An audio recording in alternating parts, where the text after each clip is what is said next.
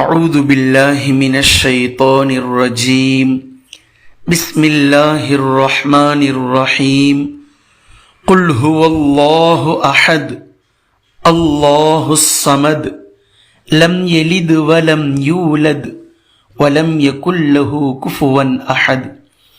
கண்ணியத்திற்குரிய அல்லாஹ்வின் அடியார்களே, இஹ்லாஸ் என்ற இந்த வார்த்தையினுடைய நோக்கத்தை, உள்நோக்கத்தை நாம் தெளிவாக முதலில் புரிந்து கொள்ள வேண்டும். இந்த இஹ்லாஸ் என்பது நல்லா புரிஞ்சுக்குங்க, இஹ்லாஸ் என்பது புகழ் என்ற வார்த்தைக்கு நேர் ஆப்போசிட் வார்த்தை. இஹ்லாஸ் யாருடைய உள்ளத்தில் இருக்கிறதோ அவர் புகழை விரும்ப மாட்டார். ஏன் அப்படின்னா, இவர் எதை செய்தாலும் அல்லாஹ் ஒருவனுக்காக மட்டுமே செய்வார். இவருடைய ஒவ்வொரு செயல்களும், ஒவ்வொரு சொல்லும், இவருடைய நடத்தைகள் ஒவ்வொன்றும் அல்லாஹ்வை முன்னிறுத்தியே இருக்கும். இப்படிப்பட்ட செயலுக்குத்தான் இஹ்லாஸ் என்று கூறப்படுகின்றது. இஸ்லாமே இஹ்லாஸ் தான். ஒரு மனிதரை இஸ்லாம் இதன் பக்கம் தான் அழைக்கின்றது. இந்த உலகத்துக்காக நீங்க எதையும் செய்யாதீங்க. இந்த உலகத்தினுடைய புகழுக்காகவோ பாராட்டுக்காகவோ அடுத்தவர்கள் உங்களுக்கு நன்றி சொல்லணும் அப்படின்றதுக்காகவோ நீங்கள் எதையும் செய்யாதீர்கள், சொல்லாதீர்கள். நீங்கள் அல்லாஹுக்காக செய்யுங்கள். இப்படி செய்வதின் மூலம் அல்லாஹ்விடத்தில் அது மிக பெரியதாக அலர்க்கப்படும். நாளை மறுமை நாளில் இன்ஷா அல்லாஹ் அல்லாஹ்விடத்தில் தனித்துவமாக நீங்கள் இருப்பீர்கள் அப்படின்றத அல்லாஹ் தஆலா சொல்லி காட்டுறான். அல்லாஹ் இப்லீஸ் கிட்ட சொல்லி அனுப்பிச்ச வார்த்தை என்ன? இப்லீஸ், நான் போய் மக்களை வழிகெடுப்பேன் அப்படின்னு சொல்ற நேரத்தில் அல்லாஹு தஆலா ஒரு வார்த்தையை பயன்படுத்தி இருப்பான். இல்லா இபாதக மின்ஹுமுல் முஹ்லஸீன், இஹ்லாஸ் நிறைந்த அடியார்களை என்னால வழிகெடுக்க முடியாதுன்னு இப்லீஸே சொல்லிட்டான். அல்லாஹும் அதை சொல்றான், என்னுடைய இஹ்லாஸான அடியார்களை நீ உன்னால் வழிகெடுக்க முடியாது. அப்ப இந்த நபர்கள் உள்ளுக்குள்ள அல்லாஹ் ஒருவனை மட்டுமே தன்னுடைய உள்ளத்துல வைப்பாங்க. அல்லாஹு தஆலா பேசக்கூடிய சில வசனங்களை பாருங்க. சூரத்துல் பையினால, வமா உமிரு இல்லா லியஅபுதுல்லாஹ முஹ்லிஸீன லஹுத்தீன்.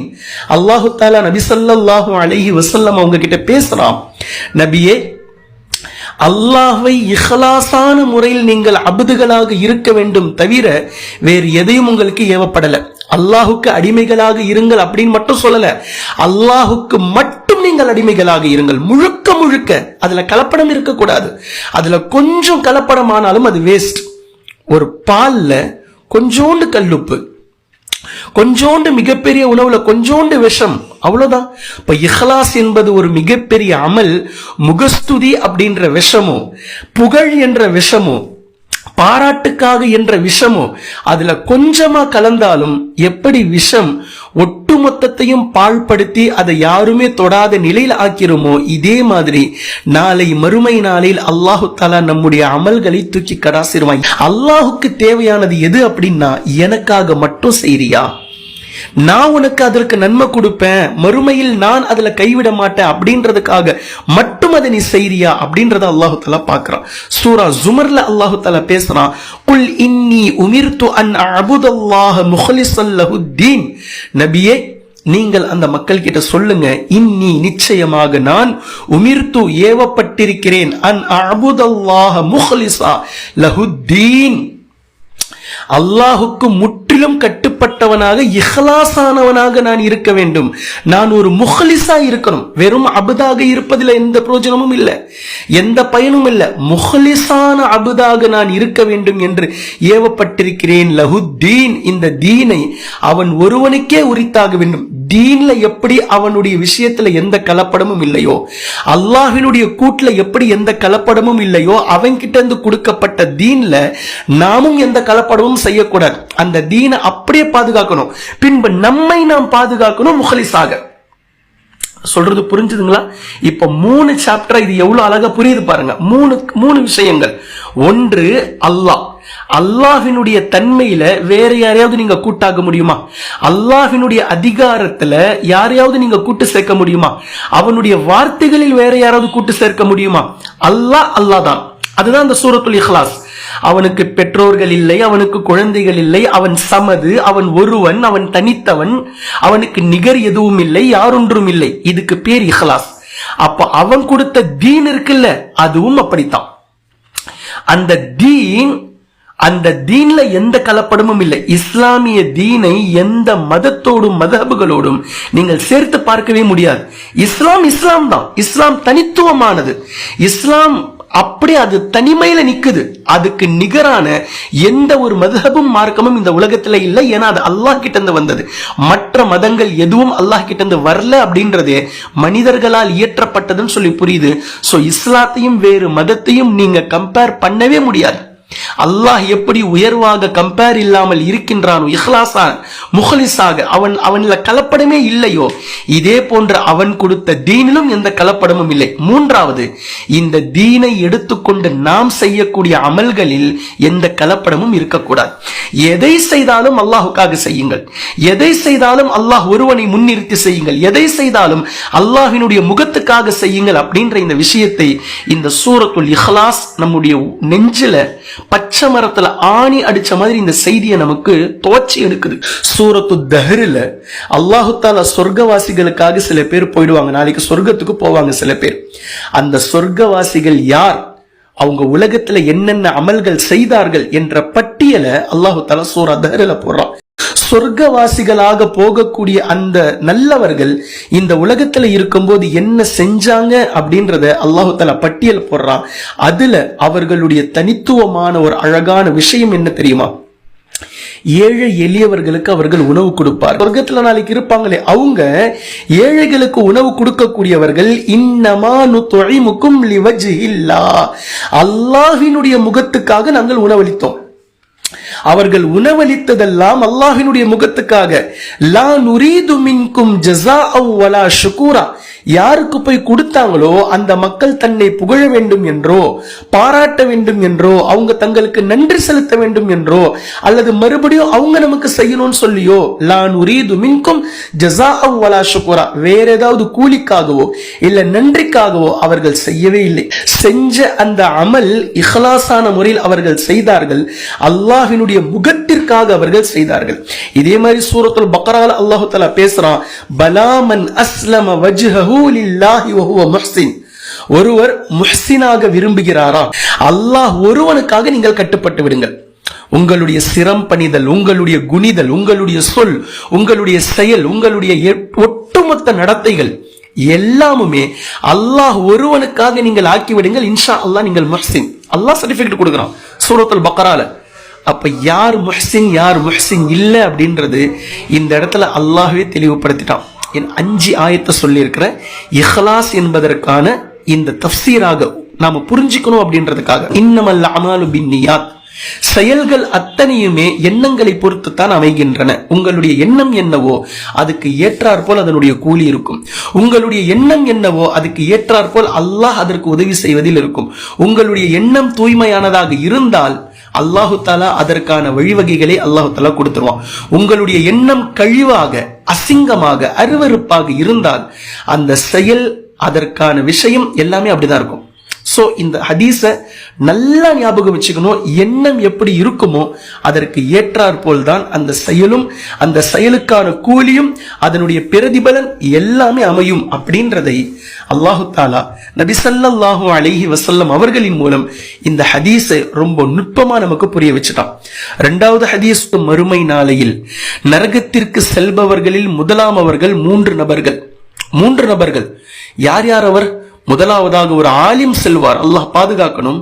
முதலாவதாக ஒரு ஆலிம் செல்வார். அந்த ஆலிமை அல்லாஹு தஆலா நரகத்துல போடுறதுக்கு முன்னாடி கேட்கப்படும், நீங்க என்ன செஞ்சீங்க, என்ன பண்ணீங்க. அவர் அடுக்கடுக்காக சொல்வார், இரவு பகலாக நான் மக்களை வழிநடத்தினேன், நான் பயான் செய்தேன், நான் அதை செய்தேன், இதை செய்தேன், குர்ஆன் கற்றுக் கொடுத்தேன், மக்களை நல்வழிப்படுத்தினேன், எல்லாம் நான் பண்ணேன் அப்படின்னு சொல்லி அவருடைய பட்டியல் நீளும்.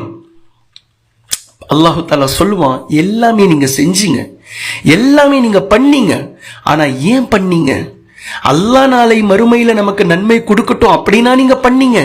உங்களுடைய புகழுக்காக நீங்க பண்ணீங்க, உங்களுடைய பேருக்காக நீங்க பண்ணீங்க, மக்கள் உங்களை மெச்ச வேண்டும் என்பதற்காக நீங்கள் செய்தீர்கள். அது எல்லாமே உலகத்துல கிடைச்சிருச்சு இல்ல. இப்ப இங்க என்ன வந்தீங்க, எதுக்கு வந்தீங்க? உங்களுடைய எந்த அமலும் அல்லாஹ்வை முன்னிறுத்தி இல்லை என்பதினால் அந்த அமல் குப்பைக்கு, நீங்கள் நரகத்திற்கு போங்க அப்படின்னு சொல்லி நரகத்தில் அவர் தூக்கி எறியப்படுவார். 2வது ஒரு மிகப்பெரிய செல்வந்தர், அவருடைய பட்டியல் இரவும் பகலும் சதகா செஞ்ச தனவந்தர். அவர் மிகப்பெரிய சதக்கா செய்தவர். தன்னுடைய வாழ்நாளில் தனக்கு கொடுக்கப்பட்ட செல்வங்களையும் சொத்துக்களையும் ஏழைகளுக்காக, அனாதை மக்களுக்காக, முடியாதவர்களுக்காக வாரி வாரி வாரி வாரி இரவும் பகலும் வழங்கியவர். அவர் மிகப்பெரிய வள்ளல், கொடை வள்ளல். இவ்வளவு செஞ்சார். அல்லாஹு தாலா எல்லாத்தையும் கேட்டுட்டு அல்லாஹு தாலா சொல்லுவான், ஏன் செஞ்சீங்க? பேருக்காக, புகழுக்காக, மக்கள் உங்களை பாராட்டணும், மெச்ச வேண்டும், உங்களுடைய விளம்பரம், உங்களை பற்றி மக்கள் பெருசா பேசணும். அதுதானே பேசிட்டாங்களே, உலகத்திலே எல்லாமே முடிஞ்சிருச்சு. நீங்க எதை நாடி எந்த எண்ணத்துல செஞ்சீங்களோ அது எல்லாமே அங்க கிடைச்சிருச்சு. போங்க நரகத்துக்கு, இங்க ஒண்ணுமே இல்லை அதுக்கு. மூன்றாவதாக சுப்ஹானல்லாஹ், அல்லாஹ் பாதுகாக்கணும், போர்க்களத்தில் ஷஹீதானவர், அல்லாஹ் அவரையும் விட்டு வைக்கல. பாருங்க, வீரமரணம் அடைந்தவரை மக்கள் தியாகி என்று பேசினார்கள். நாளை மறுமை நாளில் அவருடைய உள்ளுக்குள் இருந்தது என்ன, அவருடைய உள்ளத்தில் இருந்தது என்ன என்றதை அல்லாஹு தஆலா வெளிப்படுத்துவான். நீங்க உங்களை தியாகி என்று சொல்லணும்னு சொல்லிதானே உயிரை விட்டீங்க, அல்லாஹுக்காக விடல. இங்க எதுவுமே அதுக்கு வேல்யூ கிடையாது, போங்க நரகத்துக்குன்னு சொல்லி இந்த மூவர்களும் இஹ்லாஸ் இல்லாமல், நல்லா கவனிக்கணும், இஹ்லாஸ் இல்லாமல் இந்த உலகத்தில் செய்த அமல்கள் எதுவுமே நாளை மறுமையில் அவர்களுடைய கணக்கில் வராது. கடைசியில் அவங்க போற இடம் நரகமாக இருக்கும் என்று இஹ்லாஸை தவறவிட்டதினால் வந்த விளைவு என்னன்றதை நம்ம பார்க்கிறோம். இப்ப இந்த ஹதீஸ் ரொம்ப பிரபல்யமான ஹதீஸ்.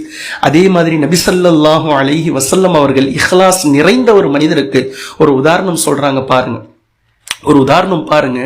நபி ஸல்லல்லாஹு அலைஹி வஸல்லம் அவங்க சொல்றாங்க, ஒரு மனிதர், தூபா லி அப்தின் ஆஹிதின் பிஇனானி ஃபர்ஸிஹி ஃபீ சபீலில்லாஹ். நபி ஸல்லல்லாஹு அலைஹி வஸல்லம் அவர்கள் ஒருவருக்கு வாழ்த்து தெரிவிக்கிறாங்க, ஒரு அடியாருக்கு. யார் அவர்? ஆஹிதின் பிஇனானி ஃபர்ஸிஹி ஃபீ சபீலில்லாஹ். போர்க்களத்தில் குதிரையினுடைய கடிவாளத்தை பிடித்துக் கொண்டு முதல் வரிசையில் அல்லாஹுக்காக நின்று கொண்டிருக்கிறார். போர்க்களத்துல அஷ்அஸ ரஸஹு முக்பர்ரத்தன் கதமாஹ், அவருடைய கால்கள் புழுதி படிந்திருக்கிறது, அவருடைய தலைவிரி கோலமா இருக்கு, கலஞ்சி போயிருக்கு. அவரை பார்த்தால் எந்த விதமான ஒரு மதிப்பும் மக்களுக்கு வரல. போர்க்களத்தில் அல்லாஹ்வினுடைய முகத்துக்காக, இஸ்லாத்துக்காக, தீனுக்காக முதல் வரிசையில் குதிரையினுடைய கடிவாளத்தை பிடித்துக் கொண்டிருக்கிறார். அவருடைய தலைவிரி கோலமா இருக்குது, அவருடைய கால்கள் புழுதி படிந்திருக்கிறது, ஒரே தூசு. பார்க்கறதுக்கு தமிழ்ல ஒரு வார்த்தை சொன்னா கன்றாவியா நிக்கிறார் போர்க்களத்தில் அல்லாஹுக்காக. இவருக்குத்தான் அந்த துவா, இவருக்குத்தான் அந்த துவா. பாருங்க, நபி ஸல்லல்லாஹு அலைஹி வஸல்லம் அவர்களுடைய தூபா என்ற இந்த வார்த்தை இந்த இஹ்லாஸோடு இருக்கக்கூடிய இந்த மனிதருக்கு அவருடைய வெளித்தோற்றம் அல்லாஹ் கிட்ட எந்த மதிப்பும் இல்லை. அவருடைய அந்த நபி ஸல்லல்லாஹு அலைஹி வஸல்லம் அவங்க கிட்ட அவருடைய வெளித்தோற்றத்துக்கான எந்த ஒரு விஷயமும் நபி அவர்கள் பேசல. ஆனா அந்த உள்ளத்துக்குள்ள, இதயத்துக்குள்ள இருந்த இஹ்லாஸ் இருக்குல்ல, இதை நபி ஸல்லல்லாஹு அலைஹி வஸல்லம் அவர்கள் எடுத்து வைத்து தூபா, அவருக்கு சுபசோபனம் உண்டாகட்டும் என்று பேசுகிறார்கள்.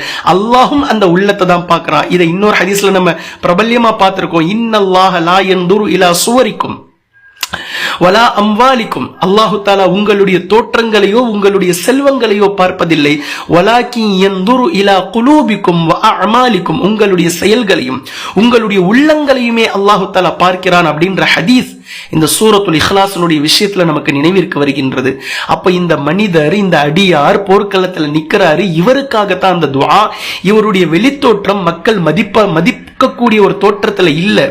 இவருடைய தலை, இவருடைய கால்கள் மக்கள் இவரை பார்த்து பெருசா மதிக்கிற அளவுல இல்ல. ஆனால் அல்லாஹ்விடத்திலும் அல்லாஹ்வினுடைய தூதர் ஸல்லல்லாஹு அலைஹி வஸல்லம் அவர்களிடத்திலும் மதிக்கப்படும் இடத்தில் முதல் நபராக துஆவை பெற்றுக் கொண்டு நிற்கிறார். சுப்ஹானல்லாஹ். தூபா அவருடைய தன்மை எப்படி தெரியுமா? இன்கான ஃபில் ஹிராஸா கான ஃபில் ஹிராஸா. இவர்கிட்ட தலைமைத்துவத்தை கொடுத்தால் அந்த தலைமைத்துவத்தை எடுத்து நடத்துவார். அவருக்கு அதில் எந்த பெருமையும் வராது. மறுநாளே அவருடைய தலைமை பொறுப்பில் இருந்து அவரை எடுத்துட்டு அவரை கொண்டுட்டு வந்து, நீங்க இன்னைக்கு நீங்க நைட்ல ரோந்து பணியில ஈடுபடணும், நீங்க குர்கா வேலையில ஈடுபடணும் அப்படின்னு சொல்லி சொன்னா அதையும் அவர் ஏற்றுக்கொண்டு செய்வார். நேற்று தலைவர், இன்னைக்கு குர்கா, இன்று குர்கா, நாளை தலைவர். அவருக்கு எந்த உள்ளத்துல ஊசலாட்டமும் வராது, அவருடைய மனசுல எந்த மாற்றமும் இல்லை. அவர் பாட்டுக்கு அவர் செய்வார். ஏன் அப்படின்னா இது ரெண்டுமே அவர் அல்லாஹுக்காக எடுத்துக்கொண்டார். இந்த ரெண்டையுமே அவர் அல்லாஹுக்காக எடுத்துக்கொண்டார். ஹாலித் பின் வலீத் ரலியல்லாஹு அன்ஹு அவர்களுடைய நினைவு நமக்கு வருகின்றது. சென்ற இடமெல்லாம் வெற்றி, அவருடைய போர்ப்படை மிகப்பெரிய வெற்றியை அடைந்து கொண்டே இருக்கின்றது. உமர் ரலியல்லாஹு அன்ஹு அவர்களுடைய ஆட்சி காலம். சில மக்கள் உமர் ரலியல்லாஹு அன்ஹு அவர்களிடத்தில் ஹாலித் பின் வலீத் ரலியல்லாஹு அன்ஹு அவர்களை பற்றி பேசுகிறார்கள். அமீருல் முஃமினீன், ஹலீஃபாவே, என்ன இது? அவர் போற இடமெல்லாம் வெற்றி, போற இடமெல்லாம் வெற்றி, மக்கள் அவரை புகழ்ந்து தள்ளுறாங்க. இப்படியே போச்சுனாக்கா அவருடைய உள்ளத்துல ஏதாவது மமதை வந்துடுமோ, அவர் பெரிய இவருன்னு அவரே நினைச்சுப்பாருன்னு சொல்லி எங்களுக்கெல்லாம் பயமா இருக்கு, அவருடைய பதவியில இருந்து அவரை நீக்குங்கள் அப்படின்னு சொல்லி உமர் ரலியல்லாஹு அன்ஹு கிட்ட மக்கள் ரிப்போர்ட் பண்றாங்க. ஆனா உண்மையில் அப்படி இல்லை. ஹாலித் பின் வலீத் ரலியல்லாஹு அன்ஹு அவர்கள் இஹ்லாஸ் நிறைந்த ஒரு நல்லடியார். உமர் ரலியல்லாஹு அன்ஹு அவர்களுக்கு இவர்கள் சொல்வது சரி என்று பட்டதும் ஹாலித் பின் வலீத் ரலியல்லாஹு அன்ஹு அவர்களை தலைமை பொறுப்பில் இருந்து, தளபதி பொறுப்பில் இருந்து நீக்கி உபய் இப்னு கஅப் ரலியல்லாஹு அன்ஹு அவர்களை தலைமை பொறுப்பில் ஏற்றிவிட்டாங்க. இப்ப 2வது நாள், நேத்து வரை தளபதியாக இருந்தவர், தலைமை பொறுப்பில் இருந்தவர், இன்றைய தினம் தலைமை பொறுப்பில் இல்லை. ஆனா போர் நடக்குது, சண்டையில் வீரத்தில் எந்த குறையும் இல்லாமல் அதே போன்று 2 வாள்கள் குதிரையின் மீது அமர்ந்து கொண்டு அதே 25 நபர்களை துவம்சம் செய்து கொண்டிருக்கிறார்கள் ஹாலித் பின் வலீத் ரலியல்லாஹு அன்ஹு. இதை பார்த்தபோது மக்கள் பேசினார்கள், ஹாலித், உங்களுடைய மனசுல கொஞ்சம் கூட சஞ்சலமே இல்லையா? நேற்று தளபதியாக இருந்தீர்கள், தலைமை பொறுப்பில் இருந்தீர்கள், அந்த கெத்துல நீங்க சண்டை போடுறீங்கன்னு நாங்க பார்த்தோம். இன்னைக்கு நீங்க ஒண்ணுமே இல்ல, சாதாரண ஒரு மனிதர், சாதாரண ஒரு குடிமகன், ஆனா இன்னைக்கும் அதே வீரத்தில் அதே மாதிரி நீங்க சண்டை போட்டுக்கிட்டு இருக்கிறீங்களே.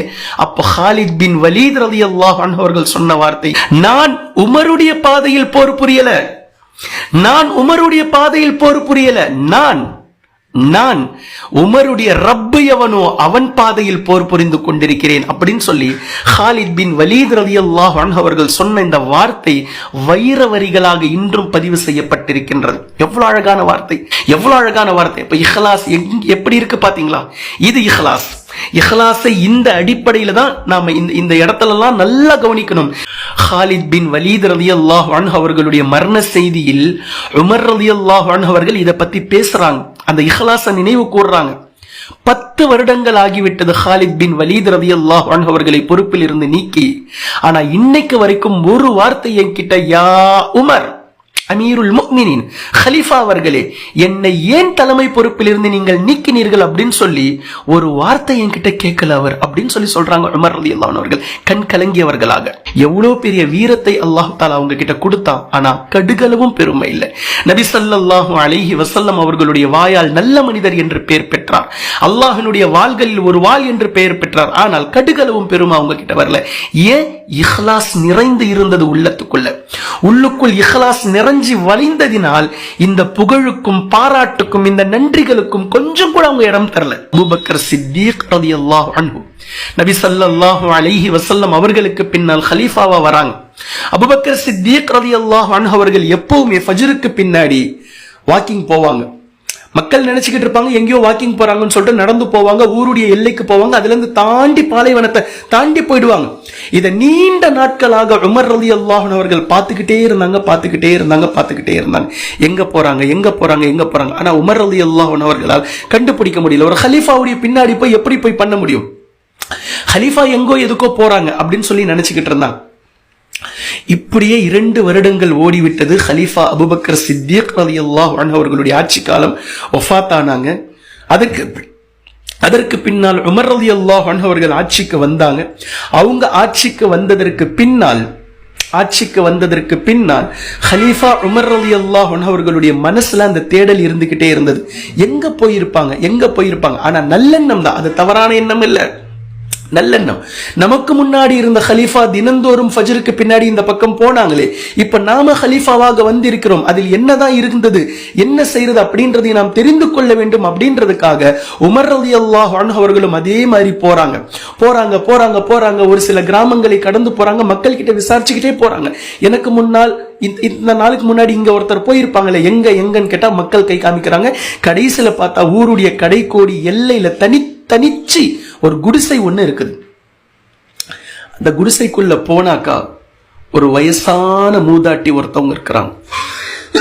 அந்த மூதாட்டிக்கு கண்ணு தெரியல, வயசான ஒரு அம்மா, அவங்களுக்கு கண்ணு தெரியல.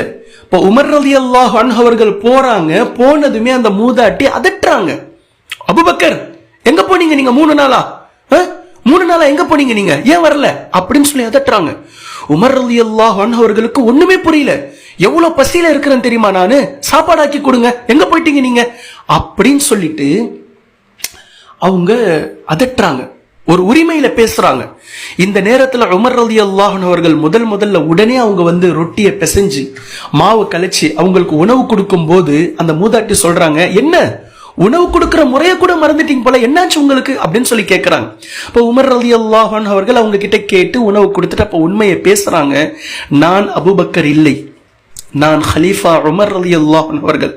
அப்போ அந்த மூதாட்டி சொல்றாங்க, இதுக்கு முன்னாடி வந்தவர் அவர் அபூபக்கர், அவர் இறந்துட்டார், அவர்தான் ஹலீஃபாவாக எங்களுக்கு இதற்கு முன்னாடி இருந்தார். அப்ப அந்த மூதாட்டி சொல்றாங்க, அவர்தான் ஹலீஃபாவா, அவர்தான் ஹலீஃபாவாக இருந்து எனக்கு இதெல்லாம் செஞ்சுக்கிட்டு இருந்தாரா அப்படின்னு சொல்லி அந்த மூதாட்டி கண்ணீர் விட்டு அழுறாங்க. உமர் ரலியல்லாஹு அன்ஹு அவர்களும் கூட சேர்ந்து அழுறாங்க. அழுதுகிட்டு சொன்ன ஒரு வார்த்தை இன்னைக்கு நம்ம எல்லாம் கவனிக்கணும், அந்த மனிதர் என்னை தோற்கடித்து விட்டார். எந்த மனிதர்?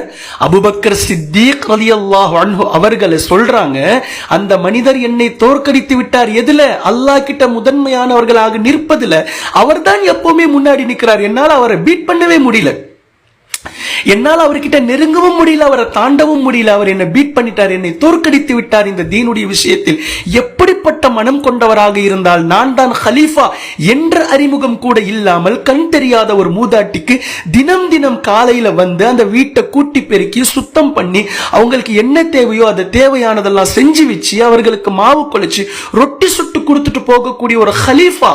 அன்று முதல் உமர் ரலியல்லாஹு அன்ஹு அவர்கள் அந்த பணியை தொடர்ந்து செஞ்சுக்கிட்டு வந்தாங்க. அந்த மூதாட்டிக்கு தீனுடைய பாதையில எதிரிகளோட நின்று போர் புரிவது நிற்கும் பயம் இல்ல, விருப்பம், அது ஒரு ஆசை. போர்ல ஷஹீத் ஆகணும்ன்றது அலி ரலியல்லாஹு அன்ஹு அவர்களுடைய ஆசை. அவர்களுடைய ஆசைப்படியே அல்லாஹு தஆலா அவர்கள் அத்தனை நபர்களுக்கும் ஷஹாதத்தை கொடுத்தான். அப்போ ஒரு போர்ல எதிரியை வீழ்த்தி அவனுடைய வயிற்று மேல ஏறி உக்காந்து தன்னுடைய வாளை உருவி நெஞ்சில குத்த போற நேரத்துல எதிரி காரி அலி ரலியல்லாஹு அன்ஹு அவர்களுடைய முகத்துல துப்பிட்டான். குத்த போற நேரத்துல துப்பிட்டாங்க.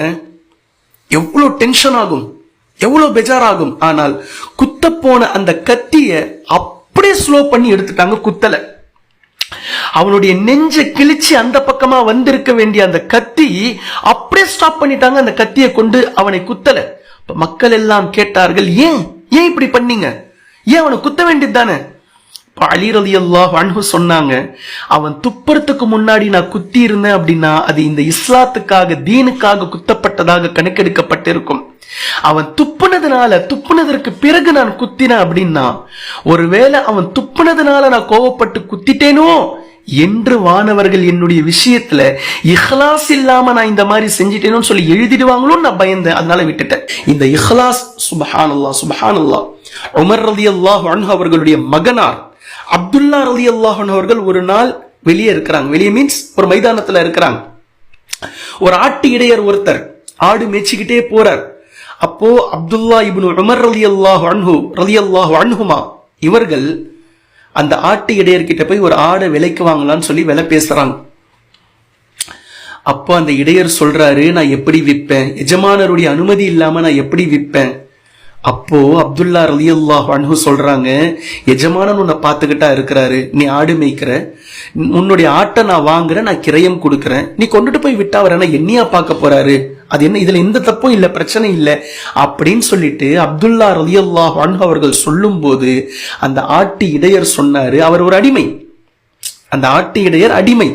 அவர் சொன்னாரு, அல்லாஹ் பார்த்துக்கிட்டு தானே இருக்கிறான், எஜமானுடைய அமானிதம் பொறுப்பை கொண்டுதானே நான் வாங்கிட்டு வந்திருக்கிறேன் இந்த ஆடுகளை, அப்ப மேய்க்கிறதுக்கு மட்டும் தானே எனக்கு அனுமதி கொடுக்கப்பட்டிருக்கு, விற்கிறதுக்கு எனக்கு அனுமதி கொடுக்கப்படலையே அப்படின்னு சொல்லி இஹ்லாஸ முன்னிறுத்தி அந்த ஆட்டு இடையர் அடிமை பேசினதும் அப்துல்லா ரலியல்லாஹு அன்ஹு அவர்களுக்கு மனசெல்லாம் இலகிடுச்சு. நெகிழ்ந்து போய் எஜமானன் கிட்ட கூப்பிட்டுட்டு போறாங்க. நடந்த சம்பவத்தை அப்படி அங்க சொல்றாங்க. சொல்லிட்டு தன் கிட்ட இருந்த காசை, ஆடு வாங்க வச்சிருந்த அந்த காசை அந்த அடிமைக்கு பகரமாக அந்த எஜமானன் கிட்ட கொடுத்து அவரை உரிமை விடுறாங்க வாங்கி. அந்த பக்கம் இஹ்லாஸ், இந்த பக்கம் இஹ்லாஸ் எப்படி இருக்கு பாருங்க.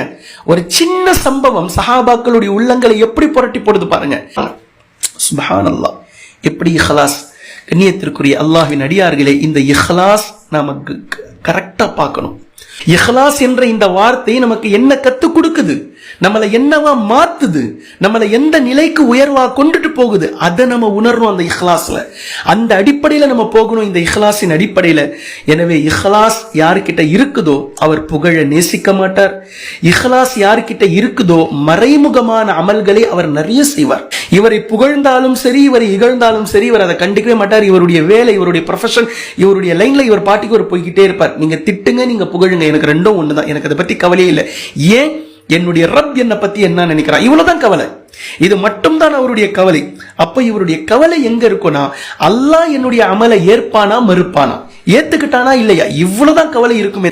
எந்த ஒரு சிறிய அமலும் இஹ்லாஸோட நம்ம செஞ்சோம் அப்படின்னா அல்லாஹ் கிட்ட அதற்கு மிகப்பெரிய நன்மை இருக்கு.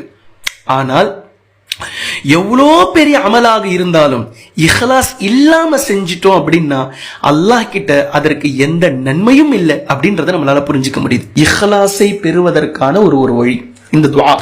அல்லாஹும்ம இன்னி அஊது பிக அன் உஷ்ரிக பிக ஷைஅன் வ அன அஅலமு. யா அல்லாஹ், நான் உன்னிடத்தில் பாதுகாப்பை தேடுகிறேன். என்ன பாதுகாப்பு? எதிலிருந்து பாதுகாப்பு? எதற்காக பாதுகாப்பு? நான் அறிந்த நிலையிலேயே உனக்கு இணை வைப்பதை விட்டும் நான் பாதுகாவல் தேடுகிறேன். நான் அறிந்த நிலையிலேயே உனக்கு இணை வைப்பதை விட்டும், உனக்கு கூட்டாக்குவதை விட்டும், உன்னுடைய அதிகாரத்தில் பிறரை கொண்டு வந்து சேர்ப்பதை விட்டும், உன்னுடைய சொல்லில், உன்னுடைய ஆட்சி அதிகாரத்தில் பிறருக்கு பங்கு வைப்பதில் இருந்து நான் பாதுகாவல் தேடுகிறேன். நபி ஸல்லல்லாஹு அலைஹி வஸல்லம் நமக்கு சொல்லி தராங்க, அஸ்தக்ஃபிருக லிமா லா அஅலமு.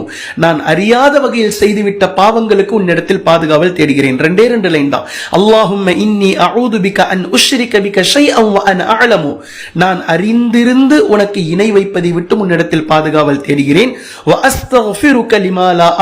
நான் அறியாத வகையில் செய்துவிட்ட பாவங்களுக்கு உன்னிடத்தில் நான் பாவ மன்னிப்பை தேடுகின்றேன்.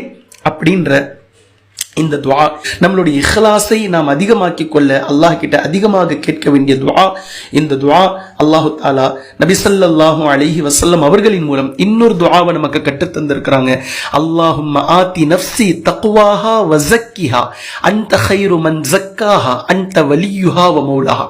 யா அல்லாஹ், என்னுடைய உள்ளத்திற்கு தக்வாவை கொடு. நான் தக்வாவை உன்னிடத்தில் கேட்கிறேன். ஆதி நஃப்ஸி தக்வாஹா, என் நஃப்ஸுக்கு நீ தக்வாவை கொடு, கொண்டுட்டு வா.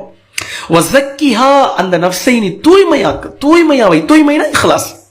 அந்த நஃப்ஸில கழிவு, கசிடு, கள்ளம், கபடம், பொறாமை, குரோதம், நயவஞ்சகம், காழ்ப்புணர்வு எதுவுமே இருக்கக்கூடாது. இப்படி இல்லாத தூய்மையான உள்ளத்தை, எந்த உள்ளத்தை நீ உன்கிட்ட அங்கீகரிப்பாயோ அப்படிப்பட்ட உள்ளமா என்னுடைய உள்ளத்தை நீ ஆக்கிரு. அந்த ரெண்டுத்தையும் எனக்கு கொடு. தக்வாவை கொடு, அதை நீ தூய்மைப்படு. அந்த நஃப்ஸை தூய்மைப்படுத்துவதில் நீயே சிறந்தவன். உன்னை தவிர வேற யாராலையும் அதை தூய்மைப்படுத்த முடியாது. நீயே சிறந்தவன். தூய்மைப்படுத்துவதில் நீதான் சிறந்தவன். அன்த வலியுஹா வ மௌலாஹா, நீயே அந்த நஃப்ஸுக்கு எஜமானன், நீயே அந்த நஃப்ஸுக்கு பொறுப்புதாரி. அந்த நஃப்ஸை நீ தூய்மையாக்கு, அந்த நஃப்ஸுக்கு நீ தக்வாவை கொடு. அப்படின்ற இந்த இரண்டு துஆக்களையும் இஹ்லாஸை பெறுவதற்காக நாம் அல்லாஹ்விடத்தில் துஆவை கேட்டுக்கொண்டே இருக்க வேண்டும். சூரத்துல் இஹ்லாஸ் என்ற இந்த ஒரு வார்த்தை எவ்வளவு சப்ஜெக்டுகளையும் நான் ரொம்ப சுருக்கமாக சொல்லியிருக்கேன். இஹ்லாஸ் என்பது ரொம்ப பெருசு. சுருக்கமாக சில விஷயங்களை கொண்டுட்டு வந்து உங்ககிட்ட நான் கொடுத்திருக்கிறேன்.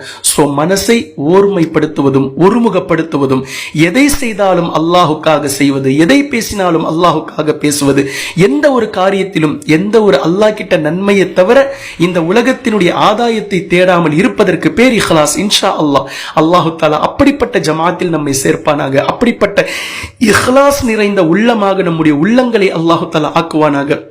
குர்ஆனையும் ஹதீஸையும் தெளிவாக விளங்கக்கூடிய நன்மக்களாகவும் அதை நடைமுறைப்படுத்தக்கூடிய மக்களாகவும் அல்லாஹ் நம்மை ஆக்குவானாக. சுப்ஹானக அல்லாஹும்ம பிஹம்திக அஷ்ஹது அல்லா இலாஹ இல்லா அன்த அஸ்தக்ஃபிருக வ அத்தூபு இலைக்.